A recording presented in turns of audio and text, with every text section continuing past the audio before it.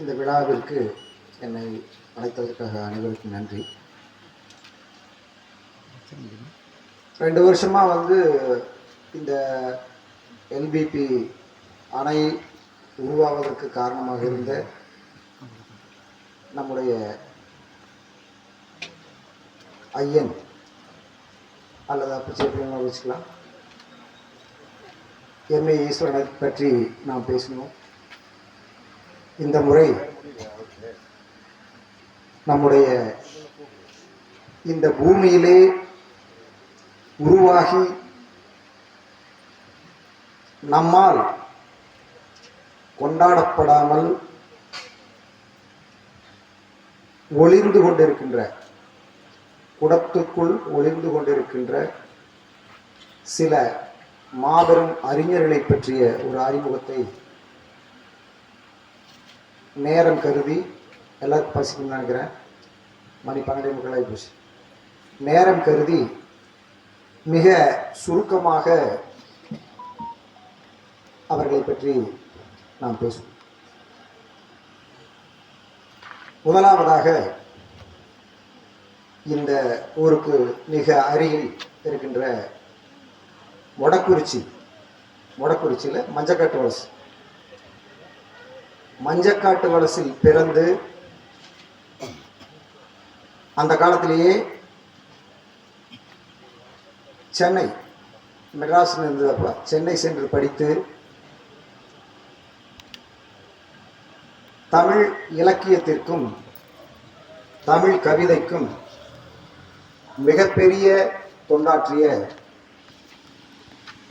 மஞ்சக்காட்டு வலசு பழனி வேலப்பக உண்டார் பெரியசாமி தூரன்.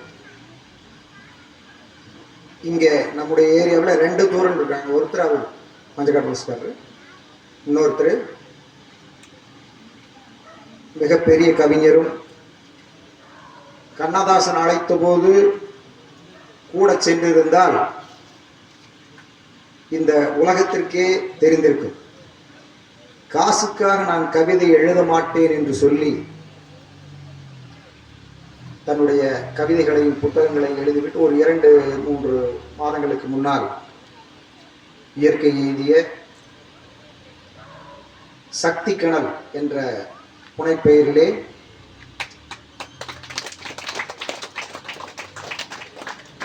பொன்னர் சங்கர் கதை, அந்த கதையை கும்மி வடிவிலே எழுதினார்.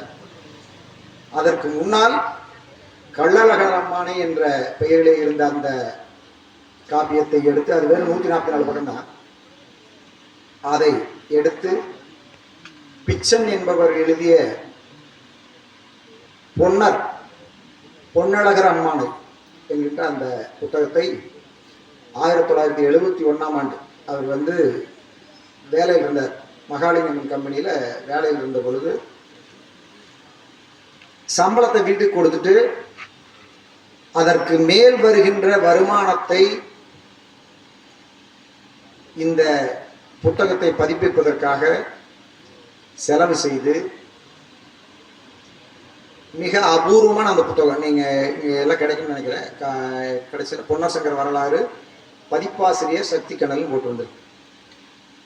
கிட்டத்தட்ட 500 பக்கங்கள் இருக்கின்ற அந்த மாபெரும் கதையை, இந்த மண்ணின் கதையை, இந்த மக்களின் கதையை, இங்கு இருக்கின்ற வீரத்தின் கதையை அவர் மட்டுமே தொகுத்தளித்தார்.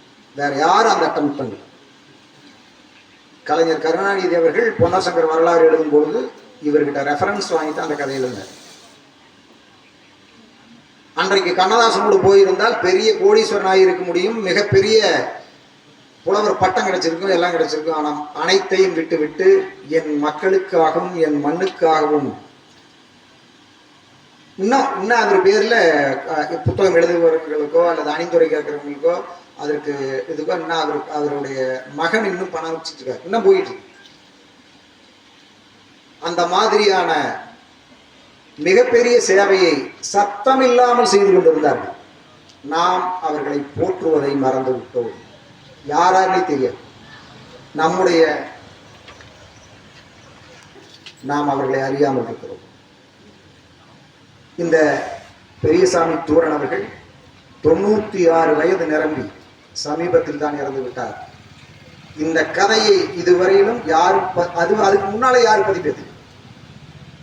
உங்களுக்கு இங்க இருக்கிறவங்களுக்கு நிறைய பேருக்கு அது குலதெய்வமா இருக்கு, பொன்னசங்கர் குலதெய்வமா இருக்கு. ஆனா அந்த கதை முழுக்க என்னன்னு யாருக்காவது தெரியுமா? யாராவது படிச்சிருக்கிறோமா? இல்ல. மோடிப்படி போனோம்னா கடாய் கொண்டு போய் வெட்டி சாப்பிட்டு இது எங்க ஐயன் கோயில் கும்பிட்டு வந்தீங்க. யார் யாருக்கு தூரம் கொடுத்தாரு கண்ணு கொடுத்தாரு. அங்க இருக்கின்ற மிகச்சிலரே அந்த கதையை அறிந்திருக்கிறார்கள். நம்முடைய பகுதியில் நடந்த மாபெரும் வீரர்களை பற்றிய கதை அது. நினைத்தாலே உடம்பெல்லாம் சிலிட்டு போகின்ற வீரத்தை இந்த மண்ணிலே விதைத்தவர்கள் அவர்கள் எல்லாம். அவர்களை பற்றியெல்லாம் பேசவோ, அந்த படத்தை யாரும் எடுத்தாங்க உங்களுக்கு தெரியும் நினைக்கிற பொன்னசங்கர். இந்த மண்ணுக்கு சம்மதமே இல்லாத அந்த கதையை எவ்வளவு அழிக்க முடியுமோ அவ்வளவு அழிச்சு அந்த படத்தை எடுத்தாங்க. ஏன்னா நாம் அதை தூக்கி கொண்டாடவில்லை.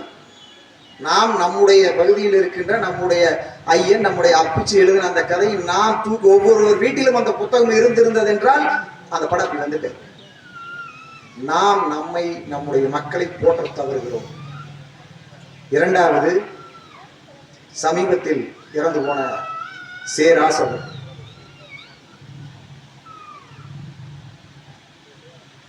மகாதேவன் ஒருத்தர் இருப்பார். இந்த தொல்லியல் துறையில மிகப்பெரிய அவர் கொடுமைக்காரர். அவர் அளவுக்கு முக்கியமா ஒரு விஷயம் சொல்லணும். அரசலூர் மலையில் இருக்கிற இசைக்கல்வெட்டு கிட்டத்தட்ட 1800 வருடங்களுக்கு முன்னான இசைக்கல்வெட்டை கண்டுபிடித்தவர் புலவர் சிவராஸ். தஞ்சாவூர் தமிழ் பல்கலைக்கழகத்தில் தொல்லியல் துறையினுடைய தலைவராக இருந்தார். இந்த கொங்கு நாட்டிலே இருக்கின்ற அனைத்து கவிதைகளையும், அனைத்து புராண நூல்களையும், சமய நூல்களையும், இந்த மக்களின் நாட்டாரியல் வழிபாடுகளையும் குலங்களையும் மிக துல்லியமாக அந்தந்த பகுதிக்கு கலாய்வு சென்று அவற்றையெல்லாம் நமக்கு தந்திருக்கிறார். எத்தனை பேர் நாம் படிச்சோம். இங்க இருக்கிறவங்க, இந்த சமுதாயத்தில் இருக்கிறவங்க எத்தனை கூட்டம் இருக்குது, அவங்களுடைய பூர்வீகம் என்னன்னு அவங்களுக்கே தெரியும். எந்த ஒரு சமூகம் தன்னுடைய தொன்மையை அறிந்து கொள்ளவில்லையோ அந்த சமூகம் எதிர்காலத்தில் அழிந்து போகும். சிந்து சமவெளி வரையில் இருந்த தமிழனுடைய நாகரிகம் இன்றைக்கு ஒரே ஒரு மாநிலத்துக்குள் குறுகிவிட்டது. இந்தியாவிலேயே வந்து அதிகமாக பேசப்படுகின்ற மொழி எதுன்னு சொல்லுங்க.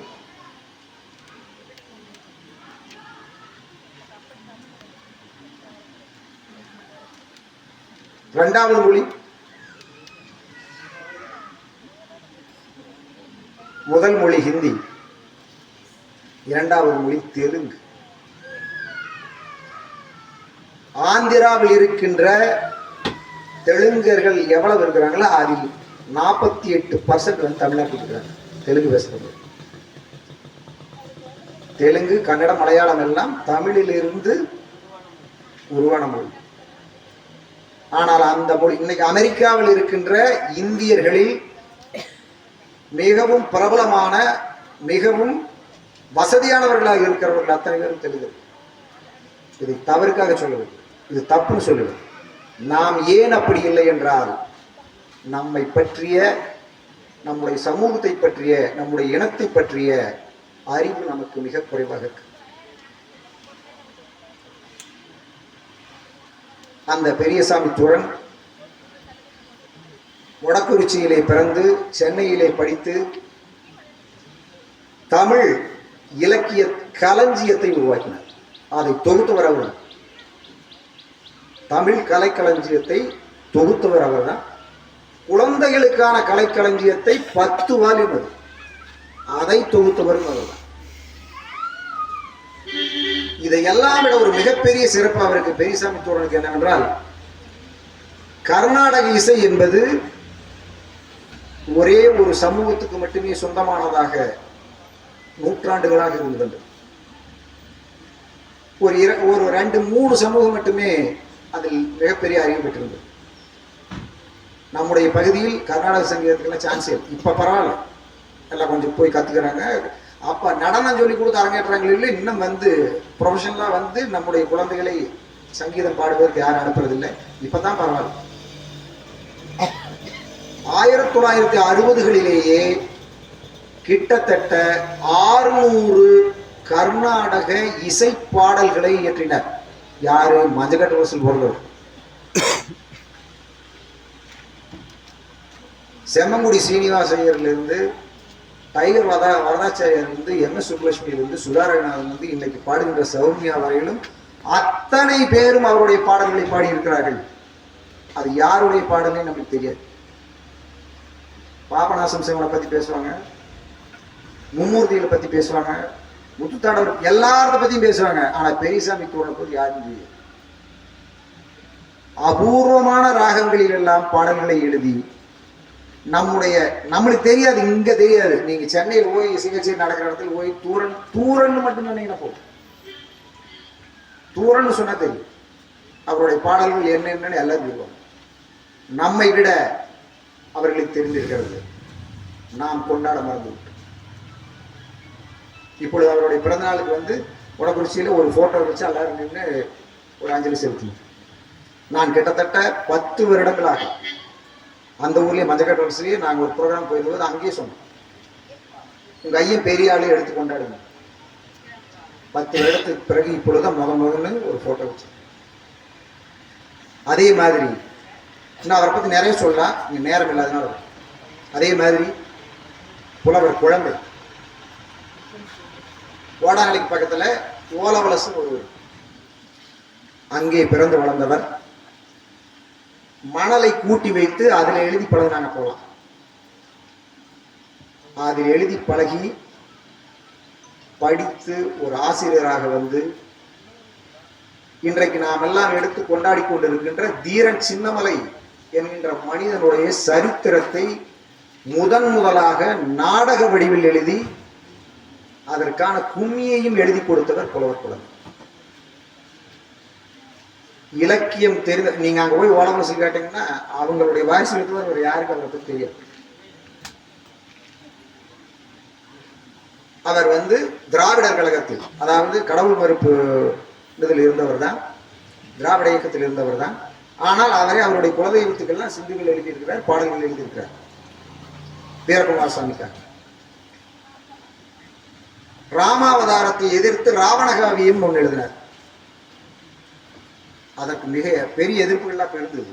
இருந்தாலும் கூட ஓலவலசில் பிறந்த ஒரு மனிதன் தமிழ் இலக்கியத்தில் இருப்பவர்கள் விவாதிக்கக்கூடிய அளவுக்கு ஒரு மிகப்பெரிய காவியத்தை உருவாக்கிறார். நம்மளுக்கு எத்தனை பேருக்கு தெரியும்? புலவர் குழந்தை இல்லாமல் இருந்தால் தீரன் சின்னமலை யாருன்னே தெரியாது. அவங்க அம்மாயும் அவங்க ஆத்தாவும் சொல்ல கேட்டு அதிலிருந்து அந்த தீரன் சின்னமலையினுடைய வரலாற்றை எடுத்து இதுல புக்கானனும் நிபுணங்க எழுதின போய் ஈஸ்ட் இந்தியன் கம்பெனியினுடைய சரித்திரத்தை எடுத்து அதிலிருந்து எல்லாமே ரெஃபர் பண்ணி கொண்டுகிட்டு வந்து அந்த கதை எழுதினார். இந்த 47 நாம் சுதந்திரம் வாங்கும் வரை தீரன் சின்னமலை என்ற பெயரை உச்சரிக்க கூடாது என்று ஆங்கில ஏகாதிபத்தியம் தடை போட்டு இருந்தது. அவன் பேரையே சொல்லக்கூடாது. கிழக்கிந்திய கம்பெனியை 3 முறை தோற்கடித்த ஒரே மிகப்பெரிய வீரன் தீரன் சின்னமலை மட்டும்தான், வேற யாரும் கிடையாது.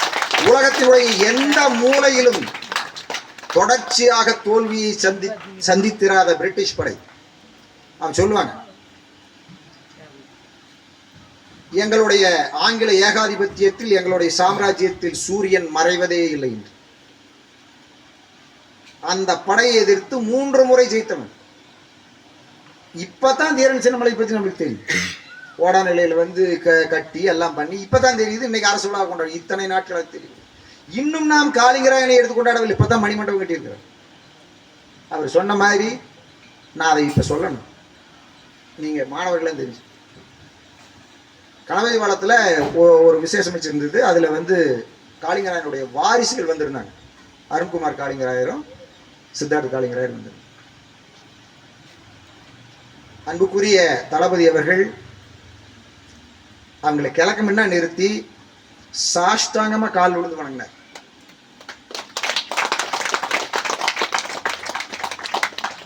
அதை விட ஒரு நன்றி வேற எதுவும் இல்லை. நாம் அதை செஞ்சதே இல்லை. அவர் வந்து இந்த இந்த இந்த தண்ணிக்கு சொந்தக்காரர் இல்லை. அவருக்கு வந்து காலிங்கரால் இல்லை இல்லைங்க தண்ணி. ஏன் அதை செய்தார்? அந்த மாதிரியான மரியாதை நம்முடைய அறிஞர்களுக்கும் நம்முடைய முன்னோர்களுக்கும் நாம் கொடுக்க தவறிவிட்டோம். அந்த மாதிரி வச்சிருந்ததுன்னா இன்னைக்கு ஒவ்வொரு இடத்துலையும் இன்னைக்கு காளிங்கராயனுடைய சிலை ஒவ்வொரு பாசிலையும் இருந்திருக்கு. இந்த 90 கிலோமீட்டருக்கும் 90 சிலை இருந்திருக்க வேண்டும். நீர் மேலாண்மைனா என்னன்னே இல்லை, எந்த விதமான பூதக்கண்ணடியும் கிடையாது. அப்போ எப்படி இதற்கு கீழ் 8 அடி 7 அடி குழிக்குள் கீழே தண்ணி போகணும், அங்க மட்டும்தான் தண்ணி வாயணும்னு 90 கிலோமீட்டருக்கு குதிரையிலேயோ அல்லது வண்டியிலேயோ மாட்டு வண்டியிலேயோ வந்து இந்த நிலத்தை அளந்து இந்த வாய்க்காலை வெட்டி இங்கு இருக்கின்ற பூமியை கங்கையினுடைய சமவெளி பகுதிக்கு ஈக்குவலாக கொண்டு வந்த ஒரே மன்னன், ஒரே மனிதன் காளிங்கராயன். இப்பொழுதுதான் உலகத்துல அந்த ஐசிடி இப்பதான் அங்கீகரிச்சாங்க. உலகத்தினுடைய மிகப்பெரிய நீர்த்தேக்க மேலாண்மையிலும் சிறந்ததுன்னு சொல்லி வீராணம் ஏரிக்கு இதுக்கு மத்திய உத்தரப்பிரதேசத்துலையும் மத்திய பிரதேசத்துலையும் இன்னொரு அனுப்பிவிட்டோம். அவ்வளவு பெரிய நாம தான் பக்கத்தில் இருக்கிற, நீங்க என்னைக்குமே பக்கத்தில் இருக்கிற சோசியன்னு கூட போய் பார்க்க மாட்டோம். இங்கிருந்து எட்டதான் போவோம். ஒரே மனிதன் மிகப்பெரிய சாதனை செய்து. அதே மாதிரி இன்றைக்கும் உயிரோடு இருக்கிறார். ஆத்து பொள்ளாச்சி என்ற ஊரை சேர்ந்த, பொள்ளாச்சி மாவட்டத்தை சேர்ந்த, பொள்ளாச்சி ஊரை சேர்ந்த சிற்பி பாலசுப்ரமணியம் என்ற ஒரு மிகப்பெரிய அறிஞர், தமிழறிஞர். அவர் 2 முறை சாகித்ய அகாடமி விருது வாங்கியிருக்கார். சாகித்ய அகாடமி விருதுங்கிறது சாதாரணமானதல்ல. உங்களுக்கு தெரிஞ்சிருக்கும், நீங்க எல்லாம் பார்த்துருப்பீங்க, படிச்சவங்களுக்கு எல்லாம் தெரிஞ்சிருக்கு அது எவ்வளவு பெரிய விருது. மொழிபெயர்ப்புக்கான சாகித்ய அகாடமி விருது, ஒரு கிராமத்தின் கதைன்னு அவர் எழுதின ஒரு கதைக்காக ஒரு மறுபடியும் ஒரு சாகித்ய அகாடமி. இன்னும் உயிரோடு இருக்கிறார். 88 வயசு ஆகுது. மிகப்பெரிய பண்ணைக்காரர். அவர் கிட்டத்தட்ட 300-400 ஏக்கர் இருக்கிறவர். அவர் வந்து தமிழ், மலையாளம், ஆங்கிலம் இதில் இருக்கிற அத்தனை கவிஞர்களையும் ஆராய்ச்சி செஞ்சு ஒவ்வொருத்தருக்கும் எழுதியிருக்காரு. இவங்க எல்லாருமே, பெரியசாமி தோரணா இருக்கட்டும், எல்லாருக்குமே பாரதியார் மேல இருக்கிற தொடர்பு மிகப்பெரிய தொடர்பு இருக்கும். நாம் அதை பற்றி பேசின நேரம் ஆயிரும், அதனால நம்ம அதை பேசணும். சிற்பி பாலசுப்ரமணியத்துக்கு ஒரு வசதி என்னன்னா, அவர் வந்து பக்கத்துலேயே பாலக்காடு, அவர் பள்ளிக்கூடம் படிச்சது. அப்போ வந்து மெட்ராஸ் பிரசிடென்சி இருந்ததுனால அது படிச்சது அங்கே வச்சார். இங்க பாரதி மாதிரியே கேரளாவில் வள்ளத்தோல்னு ஒரு மிகப்பெரிய கவிஞர் இருக்கார். இந்த பாரதியும் அந்த வள்ளத்தோலையும் வந்து ஒப்பிட்டு மிகப்பெரிய ஆராய்ச்சி கட்டுரைகளில் எழுது. கிட்டத்தட்ட 500-600 புத்தகங்கள், ஏகப்பட்ட ஆராய்ச்சி கட்டுரைகள் எல்லாம் எழுதினார். அவர் இன்னும் இருக்கிறார். நான் வந்து பெரியார் யூனிவர்சிட்டியில் சலங்கை ஆட்டமும் கும்மி ஆட்டமும் ஆடுறதுக்கு போயிருந்தபோது அங்கே வந்திருந்தார். நேரில் பார்த்துட்டு அவர் சொன்னார், அவருடைய எவ்வளவு உண்மையான திறன் அவருக்கு இருக்குங்கிற நான் அந்த நினைத்தேன் பார்த்தேன். இந்த வள்ளி கும்மிங்கிறது நடனம் என்றோ ஆடல் என்றோ சொல்ல முடியாது, இதை ஆட்டம் என்றுதான் சொல்லுங்க. உங்களுக்கு ஆட்டம் நடனம் எல்லாம் ஒண்ணு. ஏன் நான் இதை சொல்றேன்னா, முறையாக செய்யப்பட்ட, இப்ப நடனம்னா நீங்க சாஸ்திரிய நடனம் இருக்குது, அதுக்கு இதுதான் இப்படித்தான் ஆடணும் இருக்குது, அந்த மாதிரி தான் ஆடணும். ஆனால் அப்படி இல்லாமல் நம்முடைய பண்ணுக்கு இசைவாக நாம் உருவாக்கி கொள்ளுகின்றது பேர் ஆட்டம் பேர். அதனால் நீங்க ஆடுறதுக்கு பேர் ஆட்டம். அங்கே ஒரு இது வச்சிருந்தாங்க, கொங்கு நாட்டினுடைய நிகழ்த்து கலைகள் அப்படின்னு ஒரு தலைப்பில் அவர் பேசுறதுக்கு வந்திருந்தார். வந்துட்டு இதை வந்து பார்த்துட்டு எங்கிட்ட பேசி போனார். நான் அந்த வீடியோ கூட வச்சு, எவ்வளவு பெரிய அறிஞர்கள் நம்மில் பிறந்திருக்கிறார். இதே மாதிரி மாமனிகள்லாம் தெரிஞ்சிருக்கிறாங்க. கோவை கம்பன்னு சொல்லுவாங்க. அவர் காக்கு கோதண்டராம கவுண்டர்னு அவர் கோபிசெட்டி வளர்த்தார். உங்களுக்கு நல்லா தெரிஞ்சு களி ராமாயணத்தை வந்து அப்படியே தண்ணிய கரைச்சு தருவார். அகர முதல எழுத்தெல்லாம் இந்த 3 வார்த்தைக்கு 312 பக்கங்களுக்கு விளக்கம் கொடுத்து புத்தகம் எழுதினவர். நான் சின்ன பையனா இருக்கும்போது சிவகரியில் வந்து பேசினார் டாக்டர் இளங்கம்பன். இதெல்லாம் இந்த சத்தியசீலனுக்கு முன்னாலத்தை அவரை தேடிக்கிட்டு அப்போ தான் நம்பர் பிடிச்சிருக்கிறார். அவர்கிட்ட பேசலாம்னு நான் உங்ககிட்ட தான் சொல்லியிருந்தேன். அவர்கிட்ட உங்ககிட்ட வந்து கேட்கலாம். நமக்கு அருகிலேயே இருக்கின்ற மிகப்பெரிய அறிஞர்கள் எல்லாம் நாம் மறந்திருக்கிறோம். யார் வழிகாட்டுவார்கள்? நமக்கு திரைப்படங்களில் வருகின்ற கதாநாயகர்கள் தான் நமக்கு வழிகாட்டிகளாக இருக்கிறார்.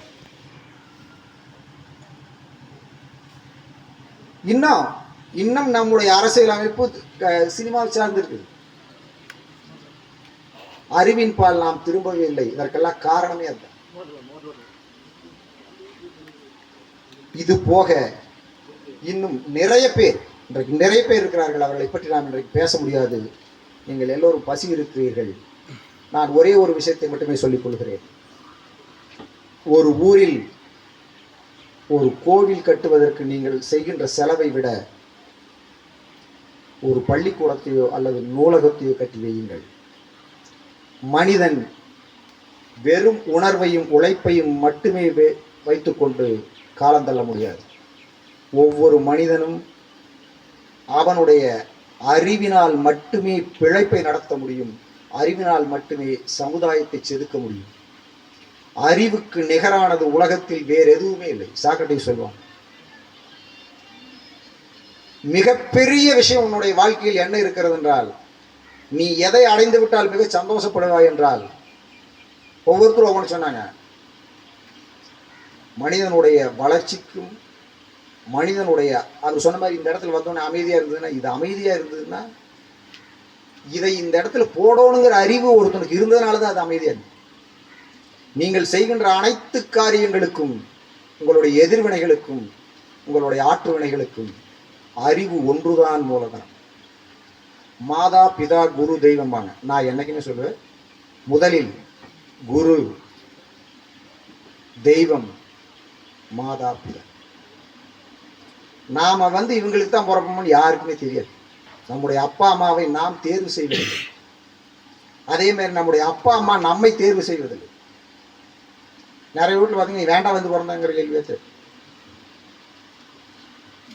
தேர்வின் அடிப்படையில் நாம் பிறப்பதில்லை. ஆனால் ஆசிரியர்களும் தெய்வமும் ஒன்று நம்முடைய தேர்வில் இருக்கும், அல்லது அவர்கள் இருவரின் தேர்வில். உங்களுடைய வாழ்க்கையில் நீங்கள் ஒரு மிகச்சிறந்த ஆசிரியரை சந்தித்து விட்டால் உங்களுடைய வாழ்க்கை வெற்றிகரமாக இருக்கும். நீங்கள் அருள் தருகின்ற தெய்வம் என்று எதை நினைக்கிறீர்களோ அதை அடைந்து விட்டால் நீங்கள் ஞானத்தை நோக்கி செல்வீர்கள். இந்த இரண்டிலும் ஆசிரியர்களை தருகின்ற பணி பள்ளிக்கூடங்களின் பணி. ஒரு ஊருக்குள் ஒரு கோயிலுக்கு இணையாக ஒரு பள்ளிக்கூடம் இருப்பதை விட மிகப்பெரிய விஷயம் உலகத்தில் எதுவுமே கிடையாது. அந்த மாதிரி கல்வி கோயிலை இங்கே உருவாக்கி உங்களுக்கெல்லாம் கல்வியை கற்றுக் கொடுத்து கொண்டிருக்கின்ற அன்புக்குரிய மாமா அருண் அவர்களுக்கும், இந்த மாதிரி இன்னும் ஊருக்கு பள்ளிகளை யாரெல்லாம் உருவாக்குகிறார்களோ அவர்கள் தெய்வங்களுக்கு இணையானவர்கள். அங்கே படிக்கின்ற மாணவர்கள் இந்த நாட்டினுடைய, இந்த உலகத்தினுடைய விடிவெளிகளாக வருவார்கள் என்ற நம்பிக்கையுடன் விடைபெறுகிறேன். நன்றி, வணக்கம்.